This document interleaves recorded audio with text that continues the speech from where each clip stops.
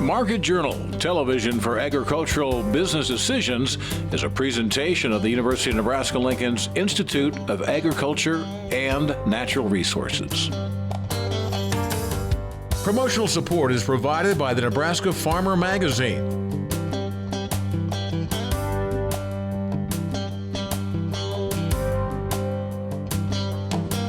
Hello everyone, I'm Troy Moling and thanks for joining us today on Market Journal. Hope everyone had a great week. Next time we see you, we'll be officially into the fall season. How cool is that? Years flying by. Beginning our broadcast today, farming is a demanding profession and can oftentimes be a dangerous one as well. With National Farm Safety and Health Week beginning on September 20th, we wanted to take this opportunity to discuss a few things that can keep you safe during the harvest season.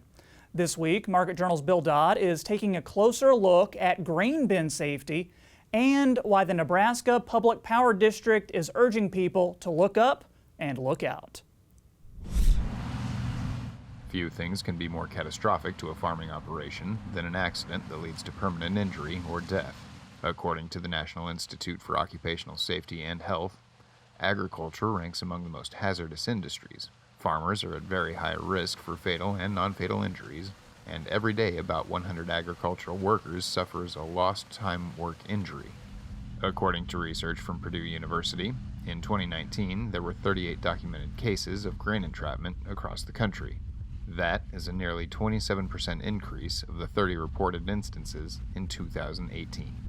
Normally they go in, they leave the unload system running, they stand in the middle of the bin because a chunk of out-of-condition grain has blocked the grain from flowing. They stand right in the middle of that bin with a rod and they jab down through the grain to bust up that chunk. And when it works, and when they hit that chunk of grain, the grain literally grabs them and starts pulling them right down with it.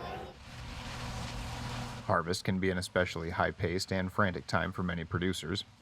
That's why many experts are now urging those same producers to take a second look and really pay attention to their surroundings as they perform seemingly everyday tasks, such as checking grain bins.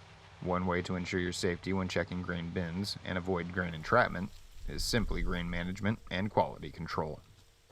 To flat out avoid it, grain management is key. Make sure you keep that grain in good condition so you don't have the chunks. University extension agencies do trainings and offer a lot of material on this subject to make sure that grain is kept in condition.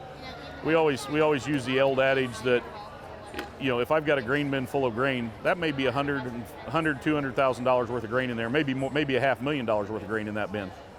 If I took that $500,000 or $250,000 and I put it in a bag in cash and hung it in that bin, they'd go out and check it every day to make sure it was still there.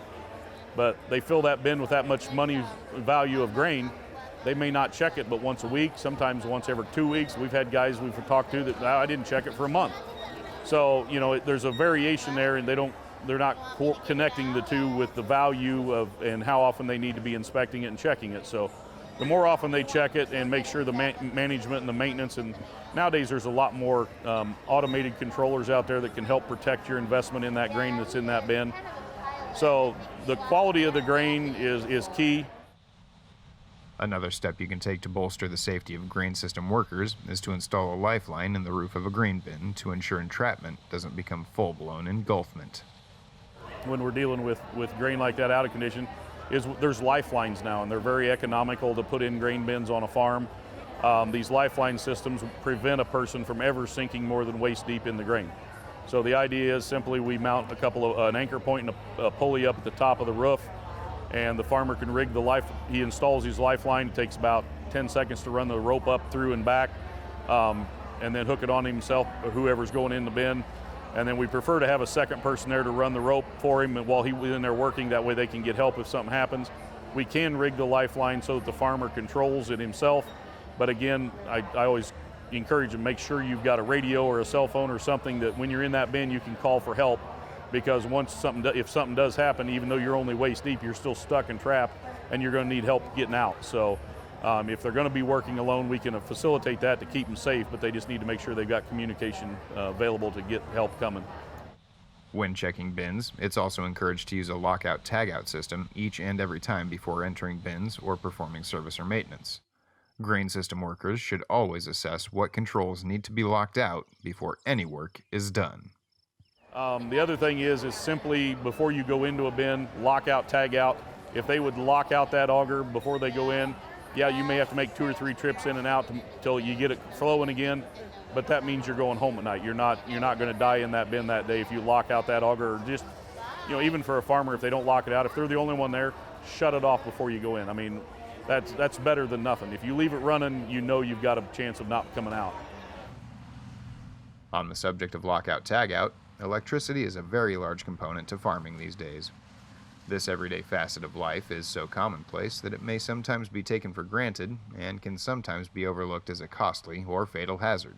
However, a recent uptick in cases involving contact with farm equipment and electrical wires has caused the Nebraska Power Public District to take notice of this issue and has been encouraging ag producers to look up and look out. If you do encounter a scenario where your equipment makes contact with a live high voltage wire, NPPD recommends that if you have a cell phone, you should remain in the cab and call 911 immediately. If it is absolutely necessary to exit the vehicle due to other hazards such as a fire, you'll want to jump completely away from the vehicle, ensuring that you never touch the ground in the vehicle at the same time, landing with your feet together. From there, you'll need to shuffle your feet, or hop with both feet together, 20 to 40 feet from the area. Once you've cleared the area, you should never try to return to the vehicle until the situation has been resolved by the local power authorities. Keeping these topics in mind over the course of the fall season will help you have a safe and successful harvest. Reporting for Market Journal, I'm Bill Dodd. Thanks, Bill. Definitely some good advice to take into consideration. Once again, this year's National Farm Safety and Health Week runs from September 20th to the 26th. Time now for markets, and the September WASDE report didn't offer up too many surprises, but could we be seeing further production cuts from the USDA in future reports? We'll talk about it. Plus, we got some updates in the ethanol market, and harvest is a good time to consider some new selling opportunities.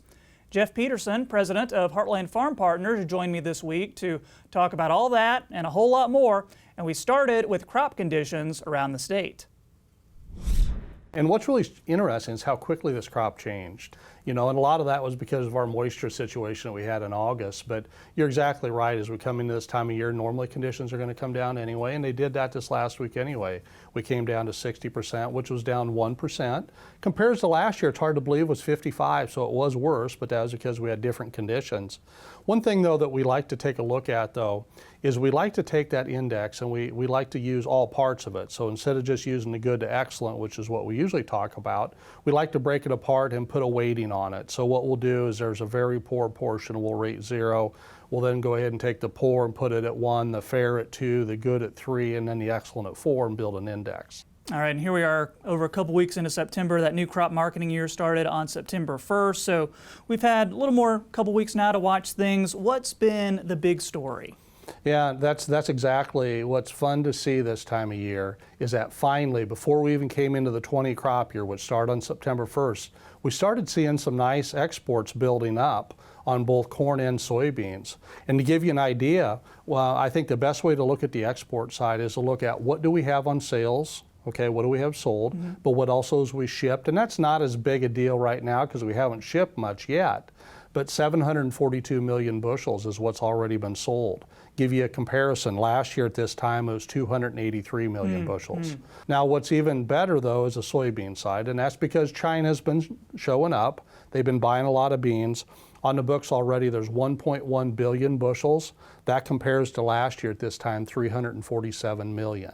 So you can see we've got a nice book of beans on, and USDA, just to give you a reference point, has us for the 2020 crop year coming in at about 2.125 billion. We've got almost half of our book of beans on already. All right, this is something we're going to be tracking for the weeks to come for sure. So take me through some of the major points that we saw in the September WASDE that was released not too long ago. Didn't see too many major surprises with it, but what's this about maybe traders expecting further production cuts from the USDA in future reports? Yeah, that's a good point. And a couple things just to kind of remember is that, so the September report is kind of like what the August report used to be. So let me explain that. So NASS takes over in August, really come up with the yield portion.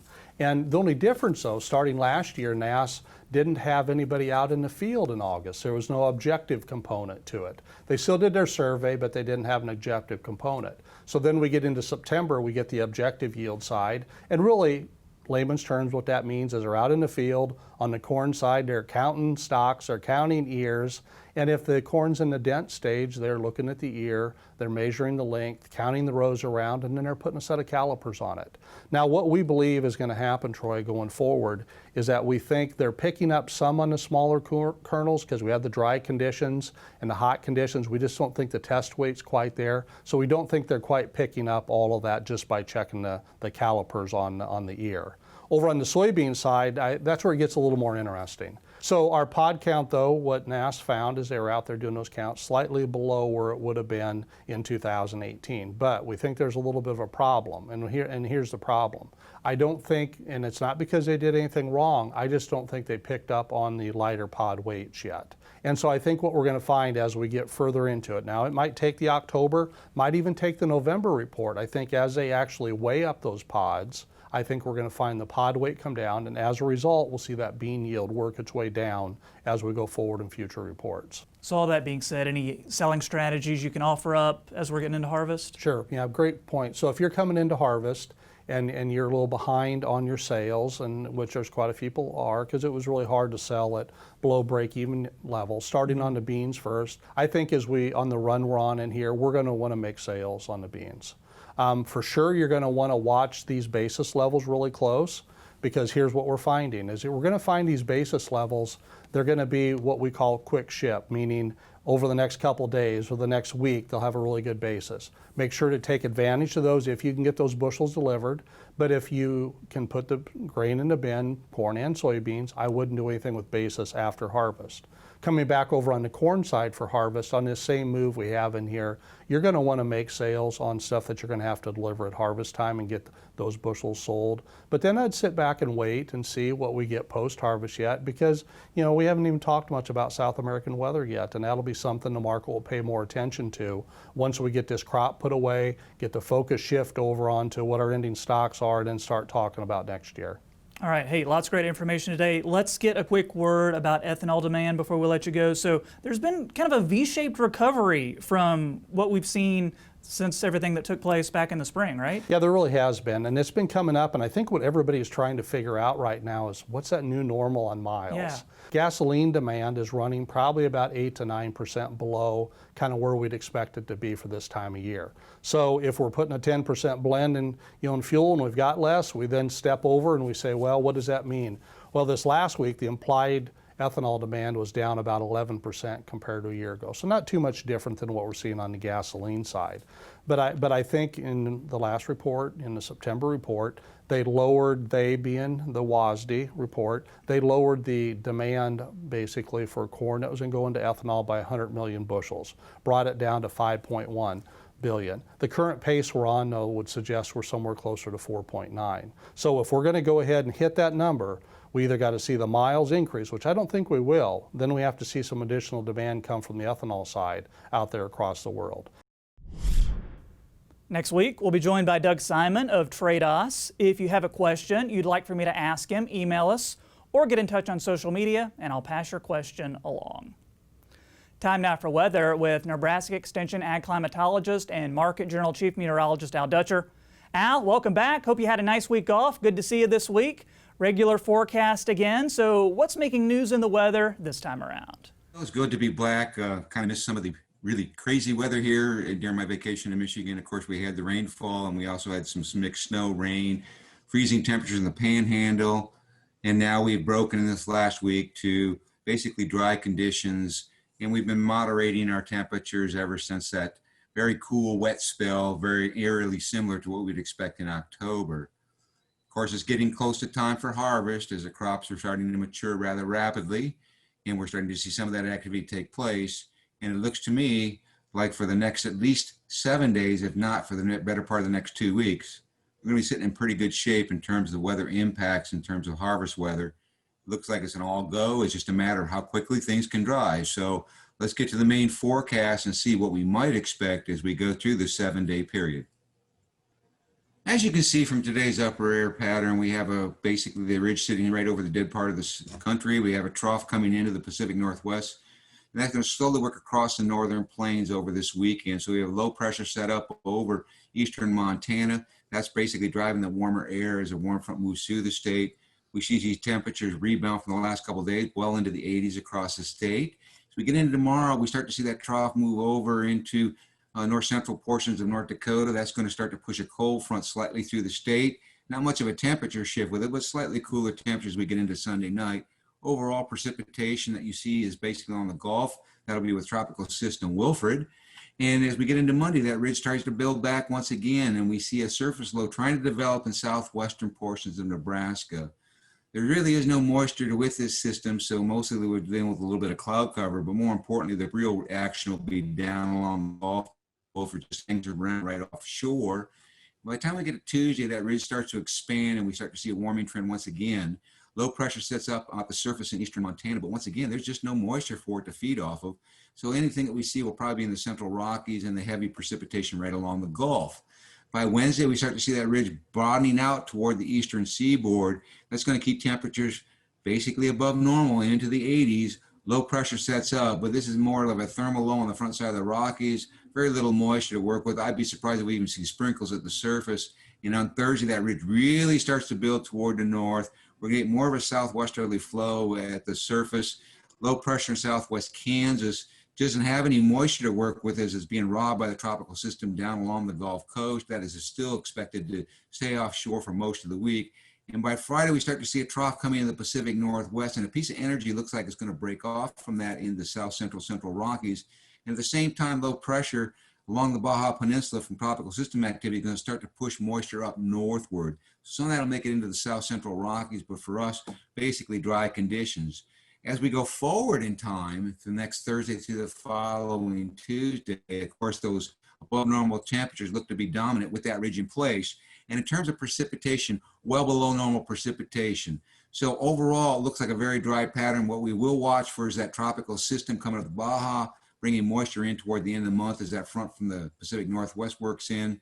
That's when the aerial action looks like it might occur. As soon as we enter into the month of October, things look to get a little bit more dicey in terms of harvest activity weather. So Troy, overall, couldn't ask for better harvest activity weather. Enjoy it while it lasts. Thanks, Al. And speaking of the weather, we've heard Al talk about the areas of drought impacting portions of the state this year. Well, another consequence of the dry weather is the nitrate concerns that come out of forages grown during stressful conditions like a drought. Unhealthy and potentially fatal levels of nitrates can make their way into cattle when they eat those forages.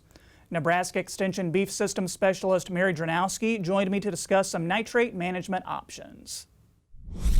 With the drought that a lot of Nebraska has been experiencing this year, any annual forages that they've planted that experience drought have a tendency to accumulate higher nitrate levels. So when we're talking about annual forages, we're talking about oats, we're talking about sorghum sudan.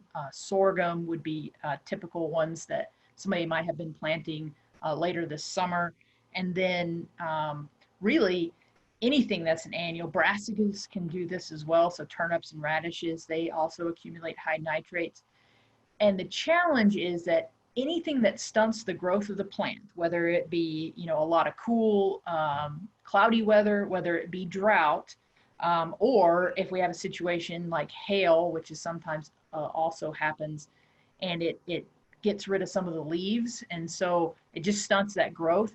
The plant itself can still take up nitrogen from the roots, but it may not be using it as quickly, and so that's when our nitrate accumulates in the plant. And Mary, what are some of the symptoms cattle can experience with nitrate toxicity? Yeah, so the way nitrate toxicity works is really that nitrate itself is actually not toxic, which is kind of interesting, but the animal consumes the nitrate, and then in the rumen, there are bacteria who can convert it to nitrite. And nitrite is our toxic compound. It's the one we don't want to build up in the rumen, because if it spills over into the blood, it actually causes the blood not to be able to carry oxygen. And thus the animal actually suffocates. So A lot of times with nitrate poisoning, you don't really see a lot of symptoms until you see an animal that's dead, because a lot of times it's just that they'll sometimes have a little labored breathing, or you might notice that they seem to, if you give them a little exercise, they seem to be out of breath, panting a little bit more quickly. And so most people don't see that with their livestock until they actually succumb to the problem. And I think something that might go overlooked is the nitrates in a cow's drinking water. What are the recommendations for that?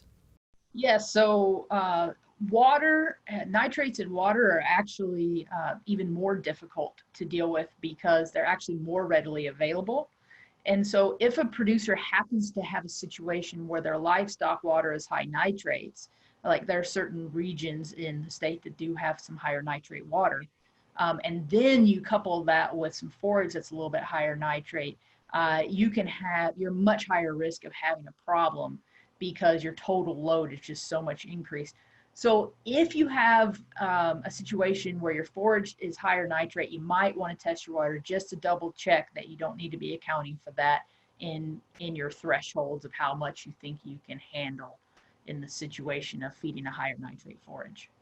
Let's talk about some of those nitrate management strategies. What are some things you found that work best? Well, so it really depends a lot on the situation we're talking about, but one of the things that we've been getting a lot of questions about is grazing the higher nitrate forage, because a lot of people had planted something, they were planning on haying it, and hay is actually a bit of a challenge with high nitrate, because if you cannot dilute it in some way, right? So if you can't grind it and mix it, it becomes very difficult to be able to use a high nitrate hay. Grazing is actually lower risk. And there's a few reasons why grazing is lower risk. So right there, making the switch from producing hay to grazing can be a great option for somebody who has a field that's a little bit higher in nitrates. The only other option from that standpoint that you might want to make a decision on is, can I ensile it? If you can ensile it rather than making hay, you can actually reduce the nitrates by about 50%. And so there's kind of your two options in my mind is, don't make hay, think about, can I graze it or can I make silage out of it?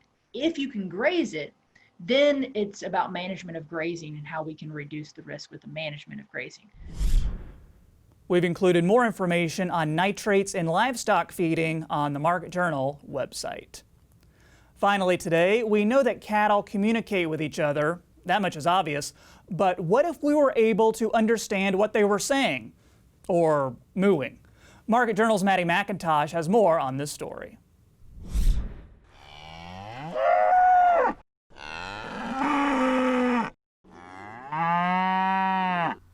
These cattle calls may sound similar, but they come from different cows in different situations.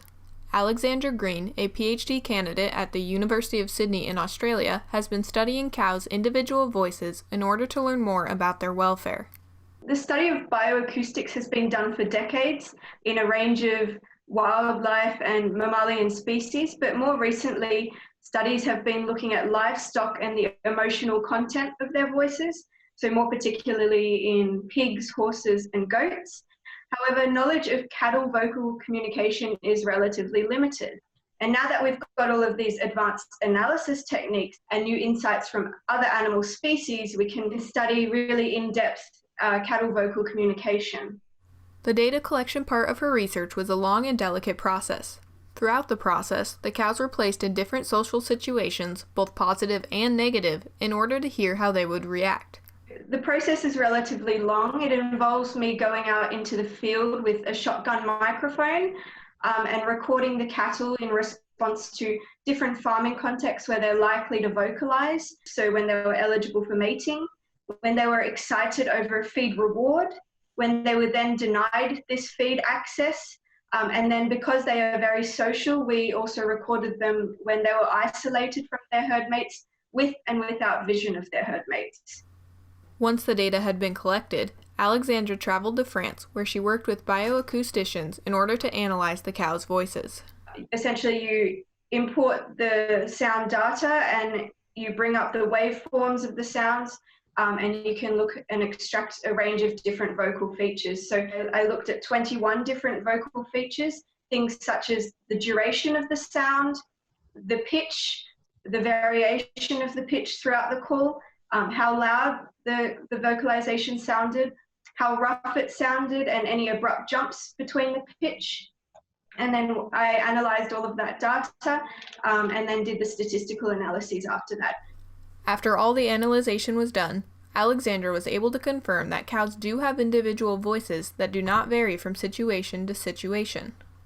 But the more novel and interesting finding is that this individuality is stable across contexts. The cows were able to maintain their individual distinctiveness of their voice across the positive and negative contexts. So it shows that cattle are able to recognize an individual independent of what they say. So for example, if a cow was to vocalize in anticipation of feed, her voice would be individualized and identified when she then vocalized out of isolation.